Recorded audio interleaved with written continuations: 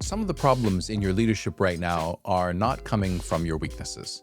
They're coming from your strengths. The way you bring clarity, the way you support people, the way you step in when things get difficult. Because under pressure, your strengths, they don't disappear. They start working against you. This is hard to see because from the inside, it does not feel like distortion. It feels like necessity. You're not thinking, I'm becoming over-controlling. You're thinking, someone needs to make this clearer. You're not thinking, I'm over-accommodating.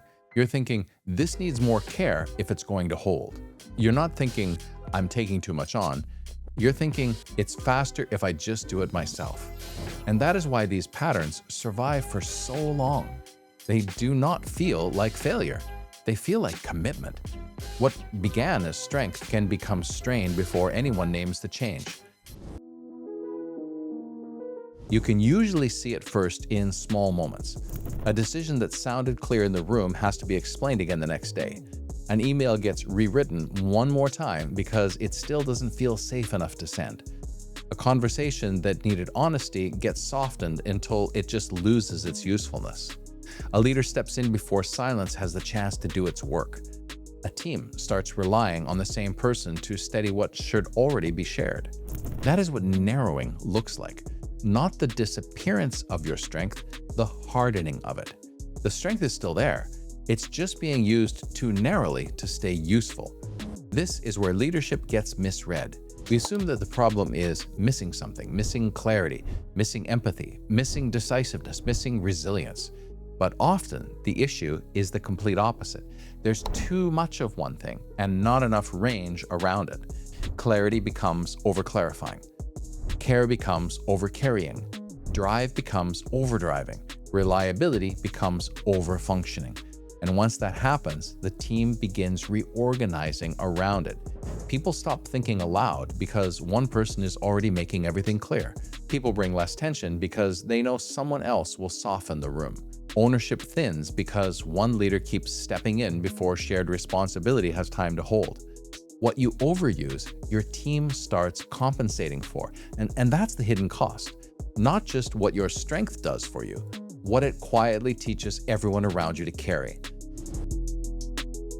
And that is why narrowed strengths are so deceptive. They still resemble their very best form. The clear leader still sounds clear. The caring leader still looks caring. The driven leader still appears committed. And the dependable leader still looks reliable. But the proportion has changed. And when proportion changes, effect changes. The team that is repeatedly rescued becomes less confident in its own capacity. A team that's repeatedly over-clarified loses some of its muscle for shared interpretation. A team protected from productive tension may stay polite, but it also becomes less honest. Every strength has a shadow when it becomes overused. So what do you do with this? Well, after a hard meeting, don't just ask, did that go well? Ask, what did my strength become in that room? Did my clarity become control? Did my care become over-carrying? Did my drive become pressure everyone else had to absorb?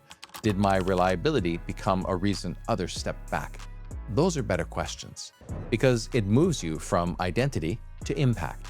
The issue is not what your strength is. The issue is what it becomes under pressure.